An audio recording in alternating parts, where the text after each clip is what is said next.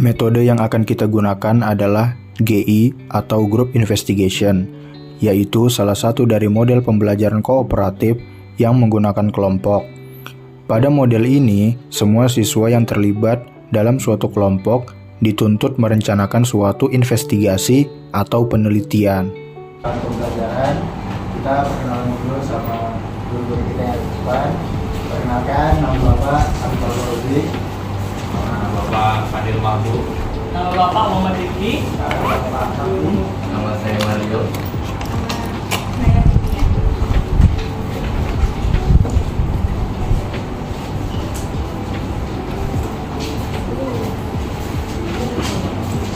Kita melakukan pembelajaran hari ini berjualan, ya, juga. Oke, teman-teman, sebelum kita memulai pelajaran, mari kita berdoa menurut kepercayaan masing-masing.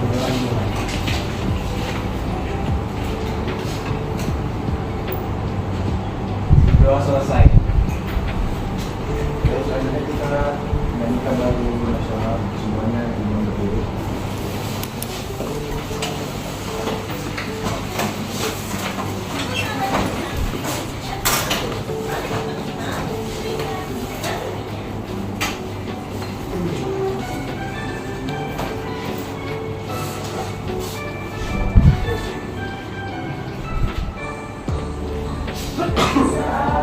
Sampai Merauke berjejer pulau-pulau, sambung menyambung. Oke, sekretaris, ada teman yang sudah hadir hari ini? Ada semua, Pak. Oke, ada semua. Sebelum kita lanjut ke materi, sebelumnya ada yang ingat pembelajaran minggu lalu? Satu orang? Ya, sudah selesai kadang-kadang.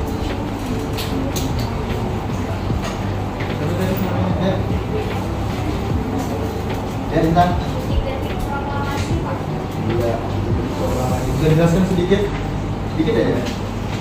Kemarin itu kita belajar mengenai penculikan dari golongan muda oleh golongan tua, Pak.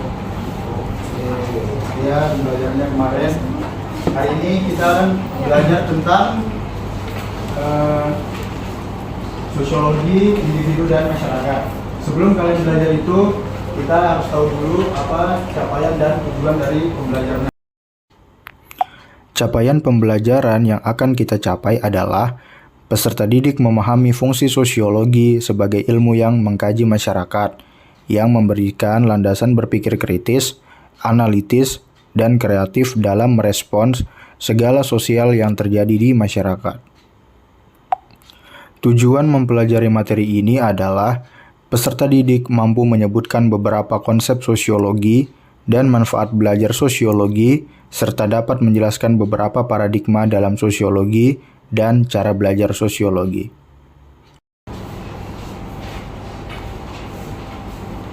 Baik. Halo anak-anak muridku semua. Halo. Sebenarnya di sini saya lebih enak nih memanggil kalian anak-anak muridku sebagai teman-teman agar kita bisa lebih dekat lagi begitu. Karena jangan sampai ada kesenjangan lah di antara kita. Kita harus menjadi orang yang egaliter. Begitu juga pada paham sosiologi, secara psikologi. Baik, di sini Bapak akan menjelaskan mengenai pengantar sosiologi kelahiran dan kelahiran sosiologi tersebut begitu. Sebenarnya seperti tadi kita menyanyikan dari Sabang sampai Merauke begitu, itu kan ada banyak sekali kita bisa melihat bahwa banyak suku bangsa yang hidup di Indonesia dan mereka saling berhubungan. Itu tidak hanya sekedar saling berhubungan, tapi ada ilmu yang di sana yang membahas mereka, yaitu sosiologi. Jadi kita bisa melihat ada sosiologi itu adalah ilmu yang membahas hubungan antar manusia sesama manusia. Yang mana semisal deh nanti saat anak-anak murid semua ini atau teman-teman semua ini lulus SMA terus masuk ke perkuliahan. Misalnya nanti Adit lulus SMA, masuk kuliah, dia sebagai individu yang sendiri akan bertemu dengan orang-orang dari latar belakang yang berbeda. Dan di sana dia harus membangun relasi, membangun perbincangan dengan orang-orang yang lain tuh. Nah, dengan itulah dia akan menciptakan suatu relasi yang mana relasi tersebut akan berhubungan antara kebahagiaan atau membawa kesedihan. Biasanya relasi-relasi tersebut akan, kalau di perkuliahan mungkin adalah pertemanan gitu. Tapi relasi-relasi juga bisa keluarga atau persaudaraan. Jadi mungkin kita akan masuk ke... Baik, gimana teman-teman? Masih semangat? Oke, kalau masih semangat kita lanjut. Mungkin agak sedikit berat, mungkin, tapi saya coba sedikit sederhanakan lagi. Sosiologi sebagai ilmu yang berparadigma ganda. Sosiologi ilmu pengetahuan berparadigma ganda. Pemikiran ini ditemukan dan dikaji oleh George Ridger, seorang pria yang berkebangsaan Amerika Serikat. Dia pernah menuliskan ini dalam bukunya pada tahun 1975 yang berjudul Sociology Multiple Paradigm Science. Di sini dia memecah paradigma sosiologi. Ada 3. Paradigma fakta sosial, paradigma definisi sosial, dan paradigma perilaku sosial. Mari kita bahas yang pertama. Paradigma fakta sosial. Menurut paradigma ini, norma, aturan pemerintah, peran sosial, status sosial, dan kelas sosial merupakan fakta sosial. Gampangnya, manusia itu berkembang dan pokoknya dia berkembang itu sesuai dengan lingkungannya. Sebagai contoh, ketika kita di lampu merah, ketika lampu merah berwarna merah, kita stop. Ketika lampu hijau, kita jalan. Itu adalah salah satu contoh ketika kita dikendalikan dan kita berkembang di lingkungan yang ada. Oke, mungkin kalian bosan ya mendengar paparan materi. Mari kita bersenang-senang sebentar.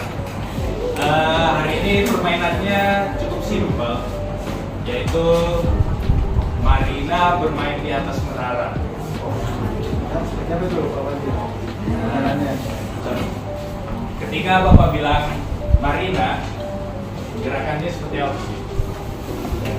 Tidak ada ya. Ketika Bapak bilang menarik,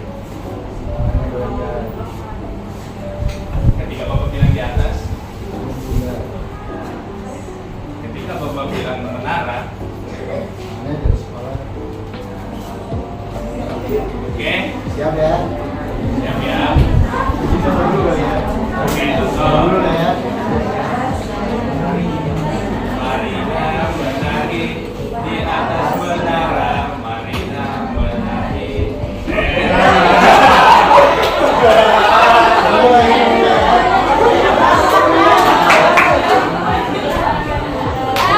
Fokusnya ya.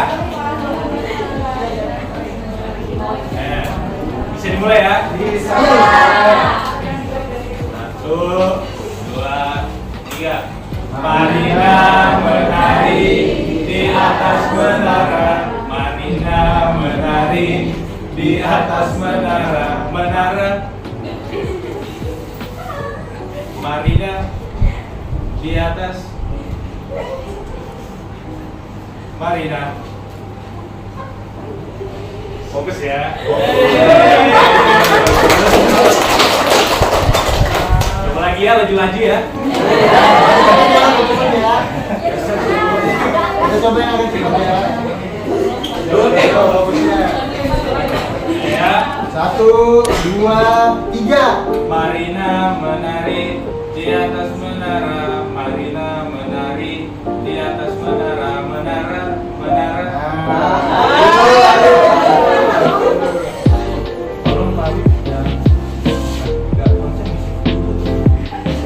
Senang. Siapa ya? Siapa yang tadi udah fokus ya? Sepertinya masih fokus Bapak dia. Coba satu kali lagi kali ya. Balik lagi ya. Satu lagi ya. Kita lihat ya.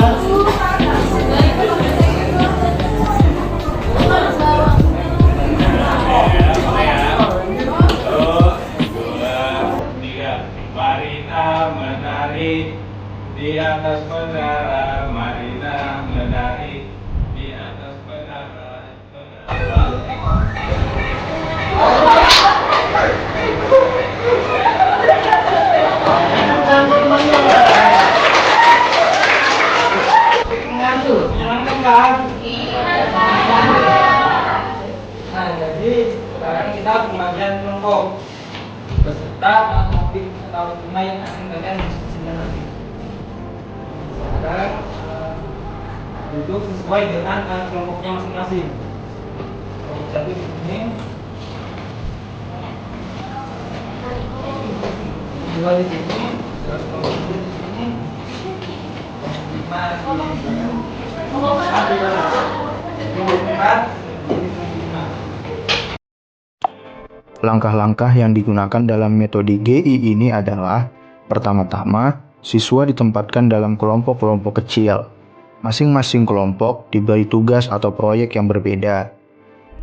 Dalam kelompoknya, setiap anggota berdiskusi menentukan informasi apa yang akan dikumpulkan, bagaimana menelitinya, dan bagaimana menyajikan hasil-hasil penelitiannya di depan kelas. Semua anggota harus turut andil dalam menentukan topik penelitian apa yang akan mereka ambil. Mereka pula yang memutuskan sendiri pembagian kerjanya. Selain proses penelitian atau investigasi ini, mereka akan terlibat dalam aktivitas-aktivitas berpikir tingkat tinggi, seperti membuat sintesis, ringkasan, hipotesis, kesimpulan, dan menyajikan laporan akhir.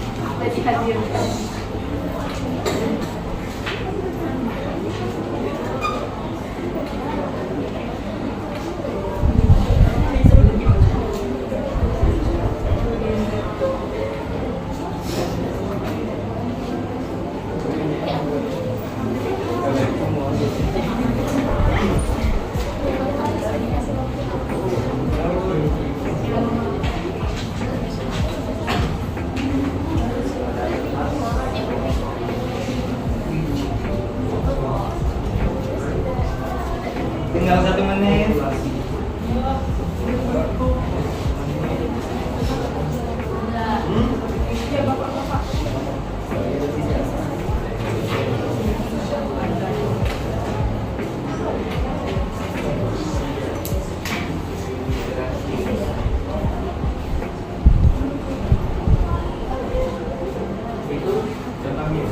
Baik, waktunya habis.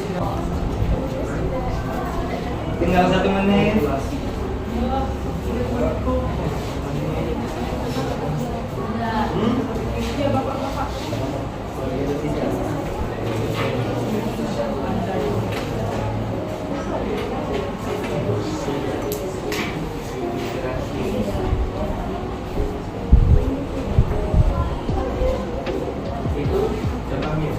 Baik, waktunya habis sudah. Sekarang ketua kelompok maju untuk menjelaskan apa yang kalian diskusikan tadi. Semangat, kelompok 1. Disimak ya temannya.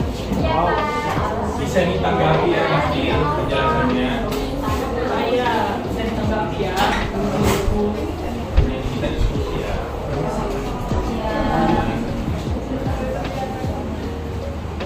Oke, saya Apek, perwakilan dari kelompok 1.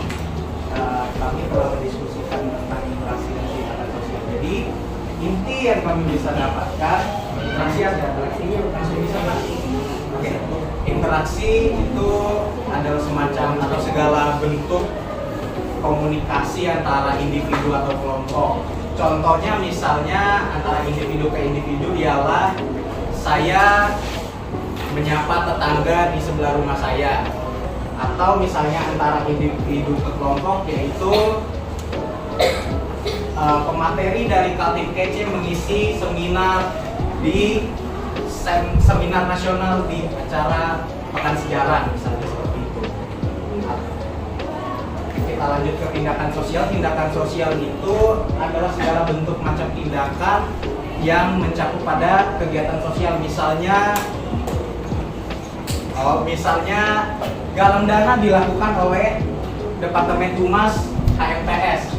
Nah, itu juga tindakan sosial. Salah satu contohnya seperti itu. Itu saja, Pak. Ada yang mau menanggapi nggak?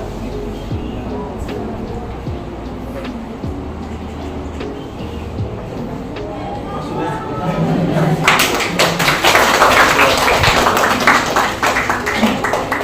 Selanjutnya kelompok 2. Oke, baik teman-teman, jadi saya akan menjelaskan tentang apa itu sosialisasi. Jadi sebenarnya sosialisasi ini merupakan komponen yang paling penting dalam sistem sosial. Ketika kita bicara soal sosialisasi, maka yang harus kita jadikan pertanyaan utama adalah kenapa setiap masyarakat di tiap-tiap daerah itu berbeda. Nah, di situ sosialisasi muncul. Karena apa yang membuat setiap masyarakat ini berbeda? Karena sosialisasinya juga berbeda. Misalnya, contohnya adalah ketika kita misalkan hidup di daerah Eropa misalnya, kita disosialisasikan sejak kecil bahwa berpakaian itu harus menggunakan pakaian-pakaian tebal. Maka itulah yang membentuk karakter mereka, yang membentuk kebiasaan mereka untuk berpakaian seperti tebal seperti itu. Lalu kita bandingkan dengan yang ada di Indonesia. Ketika di Indonesia dengan cuaca yang sangat panas tropis, maka otomatis sosialisasi yang dilakukan pada akhirnya adalah lebih memakai pakaian yang lebih tipis untuk mengurangi tingkat panas gitu dan lain-lain. Nah, itulah yang dimaksud sosialisasi. Jadi sosialisasi itu adalah sebuah proses belajar, di mana sebenarnya sosialisasi itu sendiri banyak itu proses-prosesnya. Sosialisasi itu sendiri prosesnya berlangsung sepanjang hidup. Jadi bisa kita artikan sosialisasi itu adalah proses kita belajar untuk adaptasi terkait dengan bagaimana caranya kita tetap relevan di tengah-tengah masyarakat. Dan ini berlangsung sepanjang hidup. Mungkin dan terakhir adalah bentuk-bentuk sosialisasi ya yang paling dasar. Kita berpikir pasti di antara kita ini kan pasti berbeda.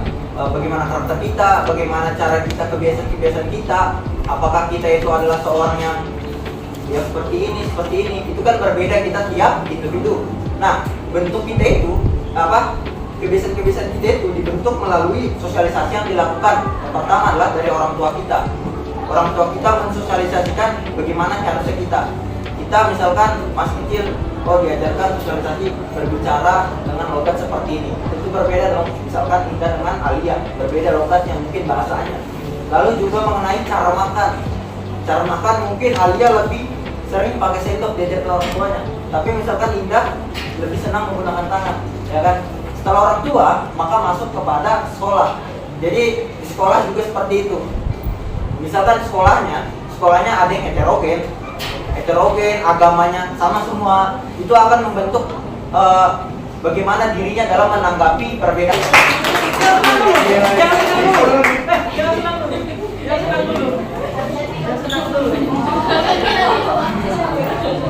Jadi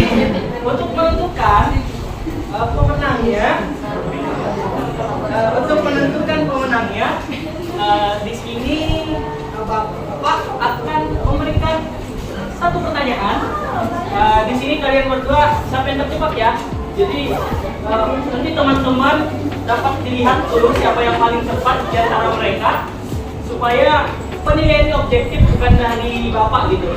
Jadi ya pertanyaannya adalah tadi Bapak menjelaskan tentang pertentangan kelas, yaitu dari Karl Marx, yang mana itu ada pertentangan antara kaum bawah dengan kaum atas.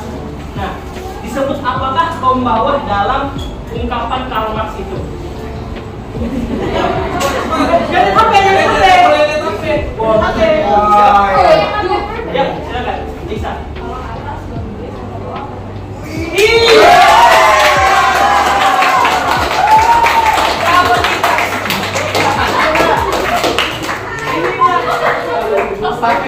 Jadi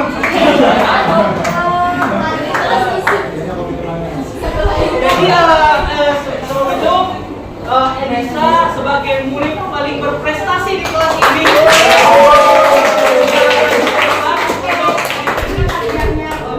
Bapak Habib, silakan Elisa.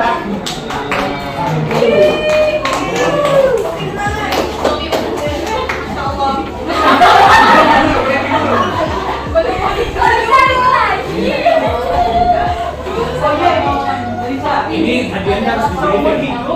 Hadiahnya harus kamu rawat, jangan sampai isinya. Ya mati. Indah sekali. Lebih mahal dari kita.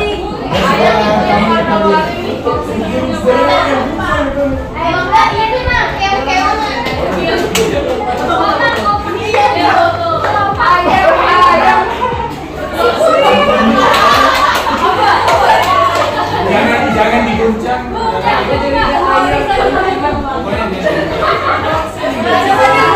Terima kasih bapak-bapak, ibu-ibu.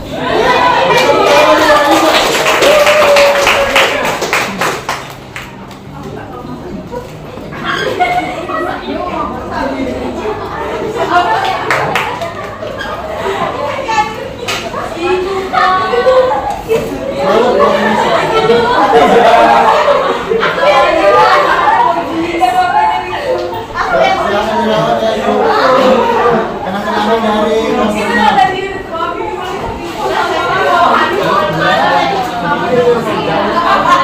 Ini kenang-kenangan.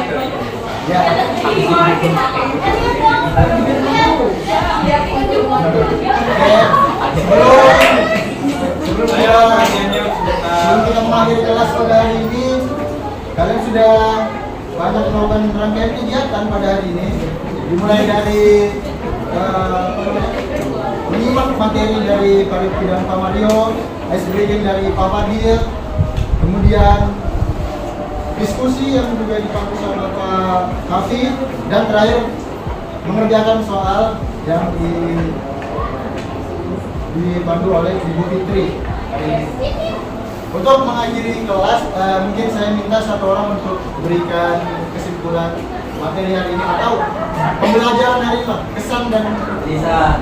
satu orang, ada yang mau? Yang mana, Pak? Yang mana bisa?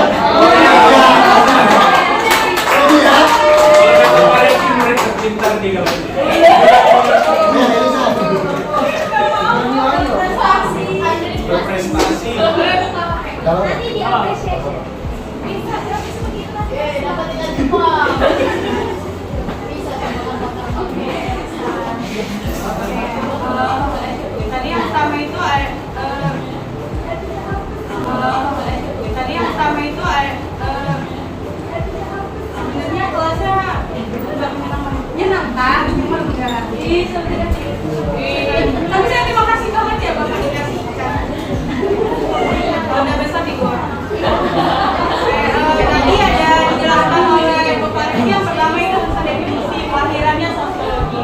Nah, menurut etimologi, sosiologi itu arti yang berasal dari Romawi, artinya kawan, dan logos yang berasal dari bahasa Yunani yang bicara. Nah, itu bisa berbicara mengenai masyarakat. Nah, itu lahir dari orang ahli yaitu Auguste Comte yang lahir di Revolusi Prancis dalam keadaan industri yang berkecamuk. Nah, sosiologi adalah ilmu yang mengembangkan kehidupan masyarakat. Lalu ada juga yang dijelaskan oleh Bapak Mario tadi, ada sosiologi ilmu yang berparadigma ganda. Itu yang dikaji oleh George Richard tahun 1975. Dia mengeluarkan buku yang berjudul Sosiologi Paradigma Science. Yang itu ada 3. Yang pertama ada paradigma faktor sosial, dan kedua paradigma definisi sosial, dan ketiga paradigma perilaku sosial. Nah, yang pertama itu tentang masyarakat mau tidak mau mengikuti aturan yang ada seperti norma, aturan pemerintah, status sosial, dan lain-lain sebagainya. Yang kedua ada paradigma definisi sosial yang dibuka oleh Max Weber, yaitu usaha memahami dan menafsirkan mengapa individu melakukan tindakan sosial dan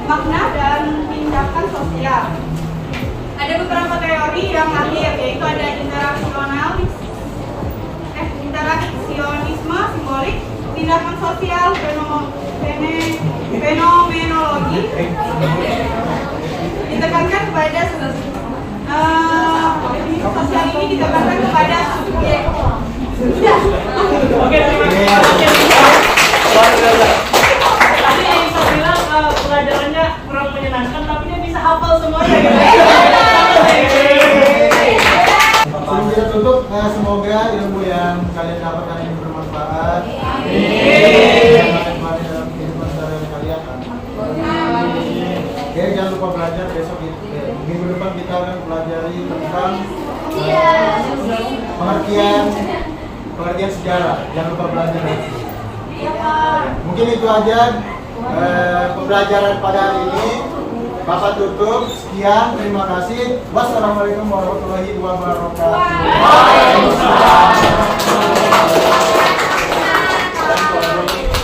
Terima kasih untuk Pelangi Aquatic juga. Sebagai sponsor. Terima kasih. Sama-sama.